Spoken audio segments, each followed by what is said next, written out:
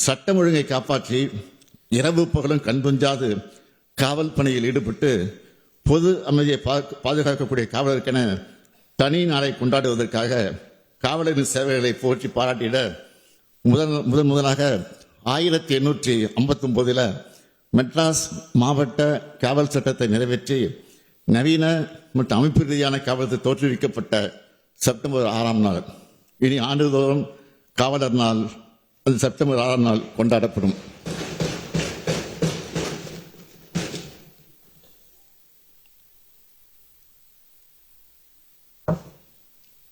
இந்நாளில் கடமை, கண்ணியம், கட்டுப்பாடு ஆகியவற்றை கடைபிடித்து சிறப்பாக பணியாற்றிய காவலருக்கு பதக்கங்கள் வழங்கப்படும்.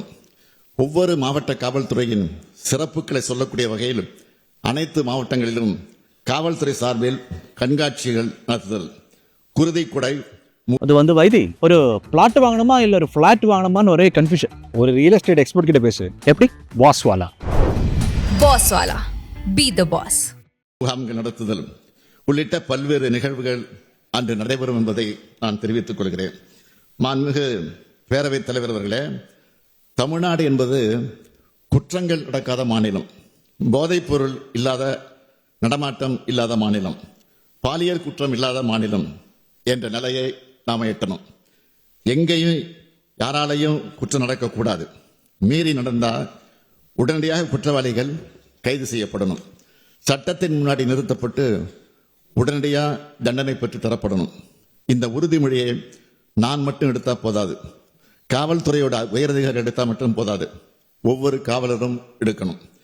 என்னுடைய காவல் எல்லைக்கு உட்பட்ட பகுதியில் எந்த வகைப்பட்ட குற்றம் நடக்க விடமாட்டேன்னு ஒவ்வொரு காவலரும் முடிவெடுத்துட்டா குற்றங்கள் பூஜ்ஜியத்திற்கு வந்துடும். மனித வளர்ச்சியோட எல்லா குறியீடுகளையும் முன்னணி மாநிலமாக இருக்கிற தமிழ்நாடு குற்ற சம்பவங்களில் பூஜ்ஜியமாக இருந்தால் தான் நமக்கு பெருமை.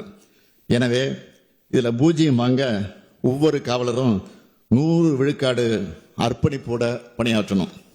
மாண்புமிகு பேரவைத் தலைவர்களே, நேற்று மாண்புமிகு 11 உறுப்பினர்கள், இந்த அவையில் மாண்புமிகு 11 உறுப்பினர்கள் 5 மணி நேரம் 25 நிமிடம் மானியத்தை பற்றி விவாதித்திருக்கிறார்கள். அதில் பலருக்கு அப்பப்போ நான் பதில் அளிச்சிருக்கிறேன்.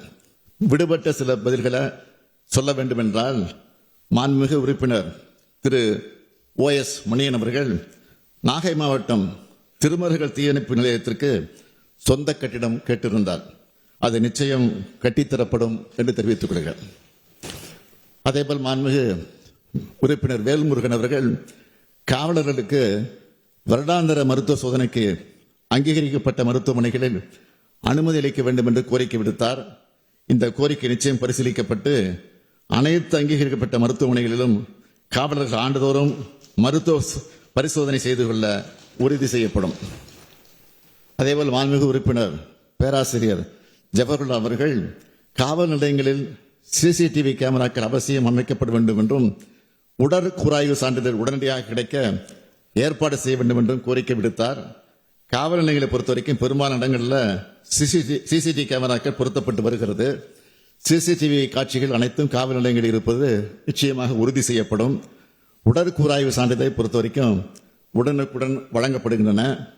அதில் எந்தவித தாமதம் இல்லாமல் இருக்க உரிய நடவடிக்கை எடுக்கப்படும். திரு மாரிமுத்து அவர்கள் கோட்டூர் தீயணைப்பு நிலையத்துக்கு சொந்த கட்டடம் தேவை என கோரிக்கை விடுத்தார்.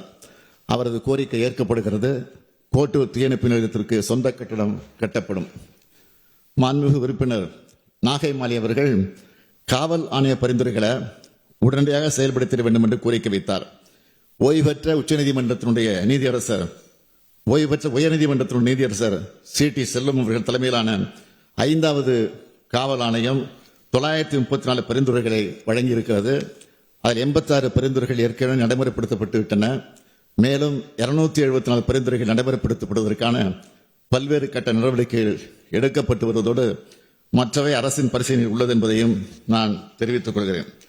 அதேபோல் அடுத்து மாண்புமிகு உறுப்பினர் சிந்தனை செல்வன் அவர்கள், அதேபோல் அவருடைய கட்சியினுடைய தலைவர் தொல் திருமாவளவன், நாடாளுமன்ற உறுப்பினர் தொல் திருமாவளவன் அவர்களும் ஆயுதிராவிடர் மற்றும் பழங்குடியினருக்கு பதவி உயர்வில் இடஒதுக்கீடு கோரி என்னிடம் கடிதத்தை அளித்திருக்கிறார்கள், நேரிடம் சொல்லியிருக்கிறார்கள்.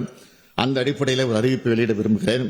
பல்லாண்டு காலமாக தமிழ்நாட்டில் அரசு பணியாளர்கள் தேர்வு முறையில் தயாரிக்கப்பட்டு வந்த தரவரிசை பட்டியலானது சமூக நீதி அடிப்படையில் இருந்து வந்த நிலையில கடந்த 2019ஆம் ஆண்டை வரப்பெற்ற ஓர் உச்சநீதிமன்ற தீர்ப்பின் காரணமாக இந்த முறையில் ஏற்பட்டுள்ள மற்றும் வருங்காலத்தில் ஏற்படக்கூடிய பாதிப்புகள் குறித்து ஆய்வு செய்வதற்கும் அதற்கான சட்ட ரீதியான தீர்வுகள் அளித்திடவும் ஓய்வு பெற்ற உயர்நீதிமன்றத்தின் நீதியரசர் தலைமையில் குழு ஒன்று அமைக்கப்படும். அந்த குழு அளிக்கக்கூடிய பரிந்துரைகளின் அடிப்படையில் இந்த தீர்ப்பின் காரணமாக ஏற்பட்டுள்ள பாதிப்புகளில் இருந்து ஒரு நல்ல தீர்வு காணப்படும் என்றும் தங்கள் வாயிலாக தெரிவித்துக் கொள்கிறேன். மேலும் இன்னொரு முக்கிய அறிவிப்பை செய்ய விரும்புகிறேன். இந்த மண்ணின் ஆதி குடிகளை இழிவுபடுத்தும் அடையாளமாக காலனி என்ற சொல் பதிவாகி இருக்கிறது. ஆதிக்கத்தின் அடையாளமாகவும் தீண்டாமைக்கான குறியீடாகவும் வசை சொல்லாகவும் மாறியிருப்பதால் இனி இந்த சொல் அரசு ஆவணங்களிலிருந்தும் பொது புழக்கத்திலிருந்து நீக்குவதற்கு நடவடிக்கை எடுக்கப்படும் என்பதையும் தெரிவித்துக் கொள்கிறேன்.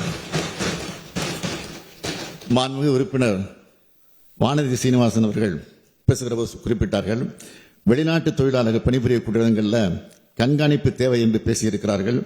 அவருக்கு நான் நன்றி தெரிவித்துக் கொள்கிறேன். தமிழ்நாட்டில் தங்கி பணிபுரியக்கூடிய வெளிநாட்டு தொழிலாளர்கள் அனைவரும் சட்டவிரோத செயலில் ஈடுபடாதவாறு கண்காணிக்கப்படுகிறார்கள்.